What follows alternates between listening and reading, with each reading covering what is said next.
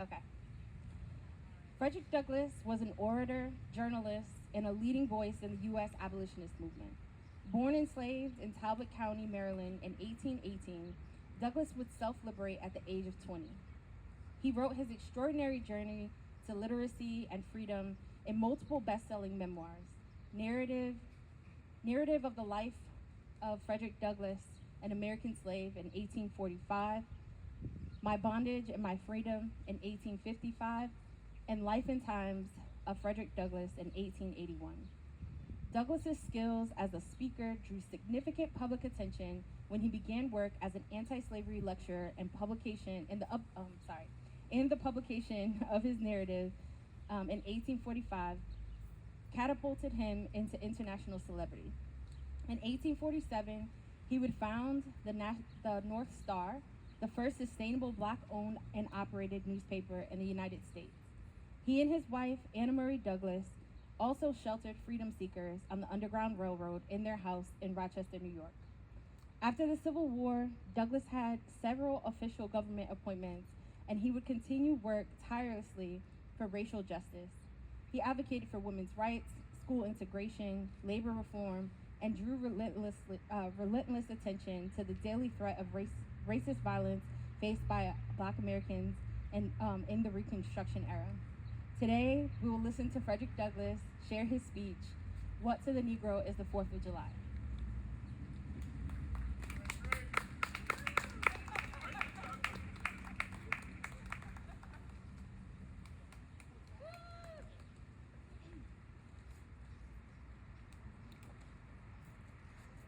Greetings, fellow citizens. Pardon me and allow me to ask, why am I called to speak here today? What have I, or those I represent, to do with your national independence? Are the great principles of political freedom and of natural justice embodied in that Declaration of Independence extended to us? And am I, therefore, called upon to bring our humble offering to the national altar and to confess the benefits and express devout gratitude for the blessings resulting from your independence to us? Would to God, both for your sakes and ours, that an affirmative answer could be truthfully returned to these questions. Then would my task be light and my burden easy and delightful. But such is not the state of the case. I say it with a sad sense of the disparity between us. I am not included within the pale of this glorious anniversary. Your high independence only reveals the immeasurable distance between us. The blessings in which you this day rejoice are not enjoyed in common. The rich inheritance of justice, liberty, prosperity, and independence bequeathed by your fathers is shared by you, not by me. This 4th of July is yours, not mine. My subject then, fellow citizens, is American slavery. I shall see this day and its popular characteristics from the slave's point of view. Standing there identified with the American bondman, making his wrongs mine, I do not hesitate to declare with all my soul that the character and conduct of this nation never looked blacker to me than on this 4th of July. Whether we turn to the declarations of the past or to the professions of the present, the conduct of the nation seems equally hideous and revolting. America is false to the past, false to the present, and solemnly binds herself to be false to the future. Standing with God and the crushed and bleeding slave on this occasion, I will, in the name of humanity which is outraged, in the name of liberty which is fettered, in the name of the Constitution and the Bible which are disregarded and trampled upon, dare to call and question and to denounce with all the emphasis I can command everything that served to perpetuate slavery the great sin and shame of America. I will not equivocate. I will not excuse. I will use the severest language, and I can command, and yet not one word shall escape me that any man whose judgment is not blinded by prejudice, or who is not at heart a slaveholder, shall not confess to be right and just. But I fancy I hear someone of my audience say it is just in this circumstance that you and your brother abolitionists failed to make a favorable impression on the public mind. Would you argue more and denounce less? Would you persuade more and rebuke less? Your cause would be much more likely to succeed. But I submit where all is plain and there is nothing to be argued. What point in the anti-slavery creed would you have me argue? On what branch of the subject do the people of this country need light? At a time like this, scorching irony, not convincing argument is needed.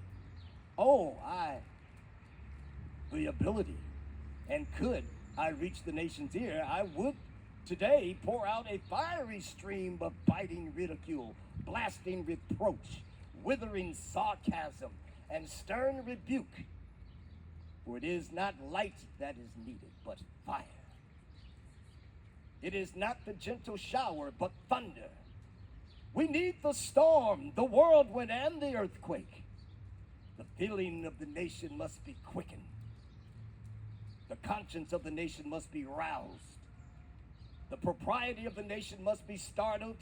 The hypocrisy of the nation must be exposed. And its crimes against God and man must be proclaimed and denounced. What to the American slave is your 4th of July?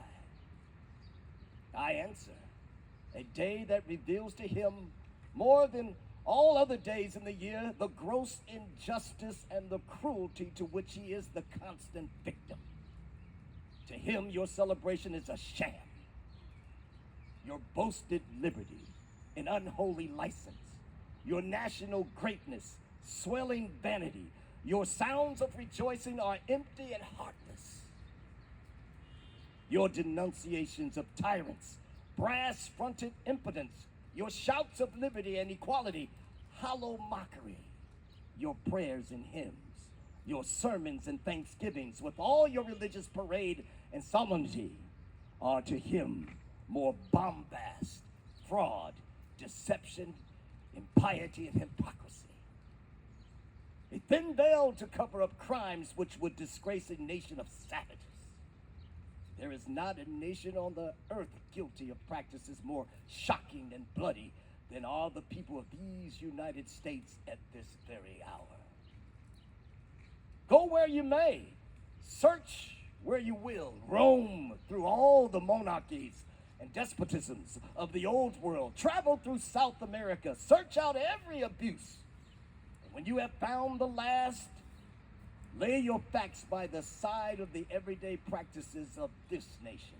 And you will say with me that for revolting barbarity and shameless hypocrisy, America reigns without a rival. The church of this country is not only indifferent to the wrongs of the slave, it actually takes sides with the oppressors. It has made itself the bulwark of American slavery and the shield of American slave hunters. Many of its most eloquent divines, who stand as the very lights of the church, have shamelessly given the sanction of religion and the Bible to the whole slave system. They have taught that man may properly be a slave, that the relation of master and slave is ordained of God, that to send back and escape bondman to his master is clearly the duty of all the followers of the Lord Jesus Christ. And this horrible blasphemy is palmed off upon the world for Christianity. For my part, I would say, welcome infidelity, welcome atheism, welcome anything in preference to the gospel as preached by those divines. They convert the very name of religion into an engine of tyranny. and barbarous cruelty, and serve to confirm more infidels in this age than all the infidel writings of Thomas Paine, Voltaire, and Bolingbroke. But together have done. These ministers make religion a cold, flinty-hearted thing, having neither principles of right action nor bowels of compassion. They strip the love of God of its beauty and leave the throng of religion a huge, horrible, repulsive form. It is a religion for oppressors, tyrants, man-stealers, and thugs. It is not that pure and undefiled religion which is from above, and which is first pure, then peaceable, easy to be entreated, full of mercy and good fruits, without partiality and without hypocrisy. But a religion which favors the rich against the poor, which exalts the proud above the humble, which divides mankind into two classes, tyrants and slaves, which says to the man in chains, stay there, and to the oppressor, oppress on. It is a religion which may be professed and enjoyed by all the robbers and enslavers of mankind. It makes God a respecter of persons, denies his fatherhood of the race, and tramples in the dust of the great truth of the brotherhood of man. Americans, your Republican politics, not less than your Republican religion, are flagrantly inconsistent. You boast of your love of liberty, your superior civilization, and your pure Christianity, while the whole political power of the nation, as embodied in the two great political parties, is solemnly pledged to support and perpetuate the enslavement of 3 millions of your countrymen. You hurl your anathemas at the crown-headed tyrants of Russia and Austria, and pride yourselves on your democratic institutions, while you yourselves consent to be the mere tools and bodyguards of the tyrants of Virginia and Carolina. You invite to your shores fugitives of oppression from abroad.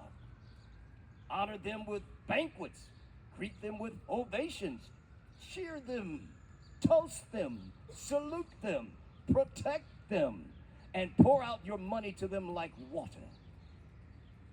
But the fugitives from your own land you advertise, hunt, arrest, shoot, and kill.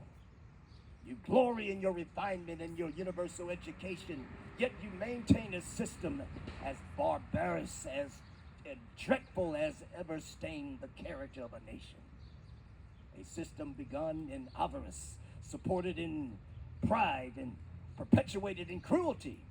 You shed tears over fallen Hungary and make the sad story of her wrongs the theme of your poets, statesmen, and orators, till your gallant sons are ready to fly to arms to vindicate her cause against her oppressors. But in regard to the 10,000 wrongs of the American slave, you would enforce the strictest silence and would hail him as an enemy of the nation who dares to make those wrongs the subject of public discourse. You are all on fire at the mention of liberty for France or for Ireland, but are as cold as an iceberg at the thought of liberty for the enslaved of America. You discourse eloquently on the dignity of labor, yet you sustain a system which, in its very essence, casts a stigma upon labor. You can bare your bosom to the storm of British artillery to throw off a 3-penny tax on tea, and yet wring the last hard-earned farthing from the grasp of the black laborers of your country. You profess to believe that of one blood God made all nations of men to dwell on the face of all the earth, and hath commanded all men everywhere to love one another, yet you notoriously hate and glory in your hatred all men whose skins are not colored like your own. You declared before the world and are understood by the world to declare that you hold these truths to be self-evident, that all men are created equal and are endowed by their Creator with certain inalienable rights, and that among these are life, liberty, and the pursuit of happiness. And yet you hold securely in a bondage which, according to your own Thomas Jefferson, is worse than ages of that which your fathers rose in rebellion to oppose a seventh part of the inhabitants of your country. Fellow citizens, I will not enlarge further on your national inconsistencies.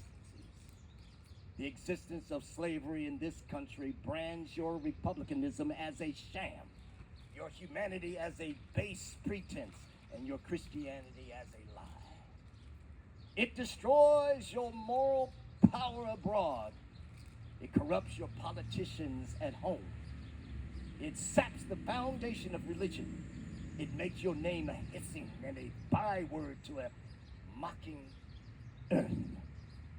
It is the antagonistic force in your government, the only thing that seriously disturbs and endangers your union. It fetters your progress. It is the enemy of improvement, the deadly foe of education. It fosters pride. It breeds insolence. It promotes vice. It shelters crime. It is a curse to the earth that supports it, and yet you cling to it. Well, allow me to say in conclusion, notwithstanding the dark picture I have this day presented of the state of the nation, I do not despair of this country. There are forces in operation which must inevitably work the downfall of slavery. The arm of the Lord is not shortened, and the doom of slavery is certain. I, therefore, leave off where I began, with hope, while drawing encouragement from the Declaration of Independence, the great principles it contains, and the genius of American institutions.